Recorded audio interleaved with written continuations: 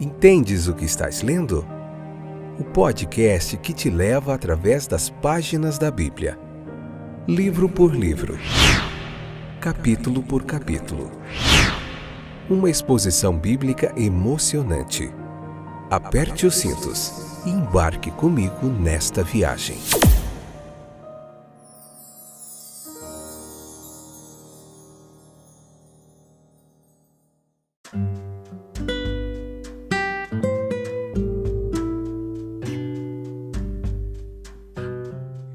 Olá, eu sou o Fábio, estou de volta para nós aprendermos mais um pouquinho da Palavra de Deus. Tudo bem com vocês? Obrigado pela audiência e pela paciência.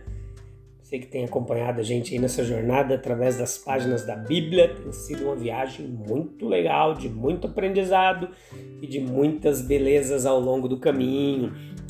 Hoje, Êxodo capítulo 3, a parte 3, episódio 172, terceira temporada. Vamos lá encerrar mais um capítulo hoje, que legal. Vamos falar hoje bastante sobre o Eu Sou, esse nome de Deus, Yahvé. Vamos falar sobre como Deus tirou o medo de Moisés ali, naquele encontro dele.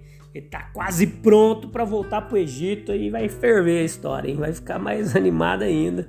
E vai ter um grande embate lá com Faraó e a gente vai ver capítulo por capítulo, detalhe por detalhe, vamos aprender bastante coisa. Então, essa palavra que eu sou, né? Deus falou eu sou que sou, Yahvé. Tem seguintes ideias aqui nessa palavra e a gente vai estudar todo o contexto aqui para a gente entender. Primeiro, de existência. Essa afirmação ela é calma e solene, divina, no silêncio do deserto, pois nela Deus protesta contra ser confundido com ídolos, material ou intelectual, contra o ensino do ateísmo positivista, panteísta, agnóstico, politeísta. Deus coloca o seu eu sou, né? Ele é meros fenômenos. Quem pode separar sempre com segurança na natureza entre realidade e aparência, ou dentro do reino da mente, entre certeza e ilusão.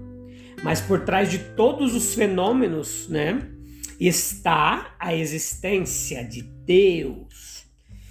Esse nome traz o conceito de eternidade, muitos traduzem por o eterno, né, esse Jeová. A sua existência absoluta e completa, sem limite de tempo, ele não está preso ao tempo, né? Então, por isso que muitos ansiosamente traduzem por o eterno.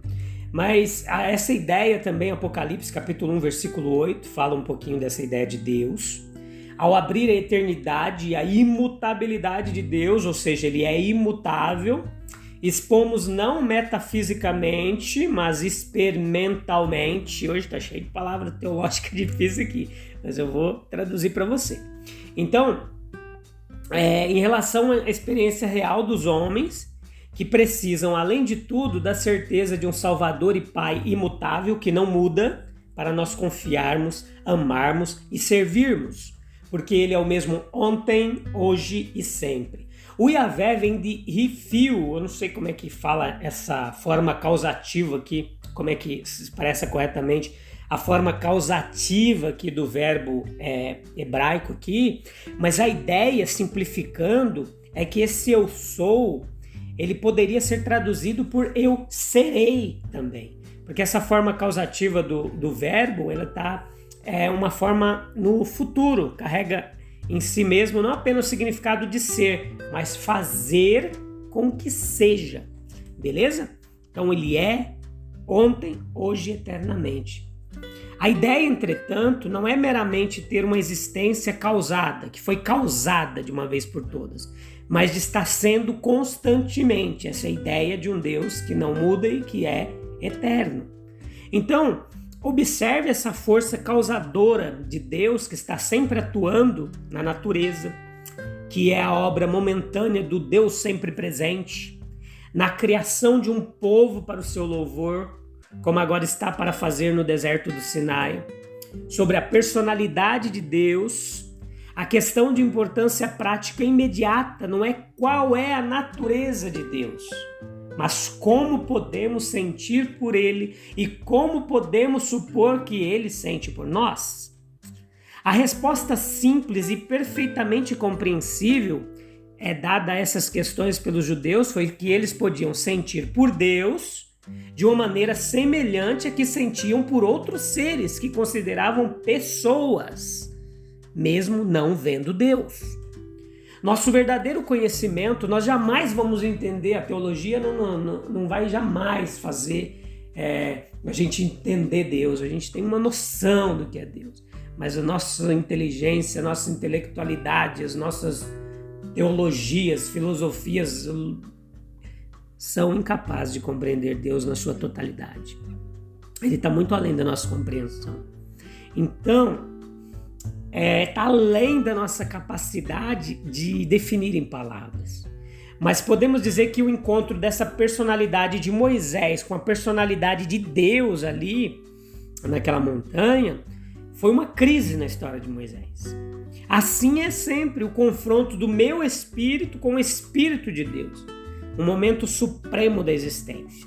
Então, no versículo 14 ali, do capítulo 3, nós podemos ler: eu serei o que eu serei, de futuro para futuro mesmo, não como os outros deuses dos outros povos. Que fantástico! O que Deus foi para os pais, Abraão, Isaque e Jacó, será para os filhos dos filhos. Não uma promessa quebrada ou um propósito não cumprido. A evidência de que Yahvé, o Jeová, é o nome da aliança de Deus, são acumuladas em abundância em toda a narrativa bíblica sobre a palavra Jeová. Muitas ilustrações impressionantes aqui. Acrescente que Jesus significa o mesmo, que é o equivalente a Josué, que significa Jeová que salva. Josué e Jesus têm o mesmo significado. Jeová que salva. A respeito de Deus podemos aprender, nunca compreender. Toque com o dedo, mas nunca será possível segurá-lo ou abraçá-lo. Eu sou o que sou. Observe comigo nesse nome ainda outras ideias.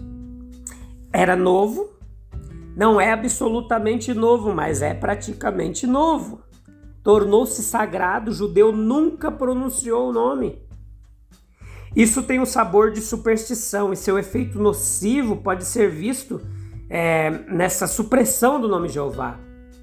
Mesmo em nossas Bíblias em português, na tradução por Senhor em letras maiúsculas. O nome é uma designação na revelação de Deus, presumindo universalmente no judaísmo e no cristianismo. O nome apresenta a verdade objetiva. Este é o meu nome para sempre. É o manual de sinais do Todo-Poderoso em toda a natureza, na providência, na cruz. Esse nome nos dá uma ideia verdadeira da divindade. O nome deve ser valorizado, honrado, exaltado e glorificado. Esse é o memorial para todas as gerações. O nome pelo qual ele seria lembrado. O pedido de Moisés para saber o nome do ser que o encheu de admiração indizível, ele disse: quem eu vou dizer que me enviou? Baseava-se em ideias profundamente enraizadas em modos antigos de pensamento. O nome conosco tende a se tornar um símbolo arbitrário, uma mera expressão. Mas essa não é a verdadeira ideia de um nome. O nome real expressa a natureza daquilo a que é dado. Significativo. Essa ideia de nome é dominante na nomenclatura científica, onde os nomes não são impostos arbitrariamente, mas são projetados para expressar exatamente as características essenciais do objeto ou do fato da natureza para o qual se busca ou se coloca o nome. E foi assim com esse nome de Deus. Era para caracterizar quem ele era. À medida que a ciência vai progredindo, os nomes antigos são substituídos por novos. Os primeiros não se mostram mais adequados ao estágio em que o conhecimento chegou. Preste atenção nisso, que é muito importante. Isso vai ilustrar, em certo grau, tudo que a gente vai ver muito através da Bíblia nas nossas meditações aqui. Que o nome de Deus é a revelação de seus atributos, a revelação de um aspecto da plenitude de sua divindade. Então, ao longo da Bíblia, nós vamos ver vários nomes se referindo a Deus, né? Jeová Rafa, o Senhor que sara, né? Jeová Nissi, o Senhor é a nossa bandeira, né? Existem muitos e muitos nomes que não dá nem para lembrar agora, mas vão definindo partes dessa personalidade, da característica e dos atributos de Deus. Então, lembre-se que o nome, se assim pode se falar, com o qual ele se nomeia, era como arrancar o segredo da existência absoluta. Com um pouquinho de exagero, né? Jacó foi repreendido quando, nesse sentido, procurou arrancar de Deus o seu nome, lembra? Lá no encontro, Gênesis 32, 29. Revelado por Deus, o nome expressa sua natureza, que é comunicável e compreensível. Seus atributos em relação com a inteligência e as necessidades da criatura. Cada um dos nomes de Deus é parte de um todo. Moisés esperava que essa fosse a primeira pergunta que o povo lhe faria. Qual é o nome desse Deus que te enviou, Moisés? E todas as ideias são expressas no nome de Jeová, que representa o maior alcance da revelação do Antigo Testamento. Sabe por quê? Presta atenção comigo. Esse nome, ele denota Deus como um Deus pessoal, como um Deus autoexistente, como um Deus eterno, como um Deus independente de suas criaturas, como um Deus autoidêntico, como um Deus autorrevelador e gracioso. E, portanto, com esses atributos, ele é imutável em seu propósito, ele é fiel às suas promessas, ele é capaz de cumpri-las e é certo que ele fará isso. Então Moisés deveria ir primeiro aos anciões do povo, veja a ordem que foi dada, antes de ir a Faraó e primeiro, antes de se comunicar com qualquer uma das pessoas. Os mais velhos eram os representantes do povo, ali, as autoridades entre o povo. Eles tinham o direito de serem abordados primeiro. Eram homens de experiência e eram mais capazes de julgar deliberadamente as propostas apresentadas a eles. Eles tinham facilidades excepcionais para espalhar as informações, enquanto a comunicação com eles teria vantagem adicional de ter uma privacidade.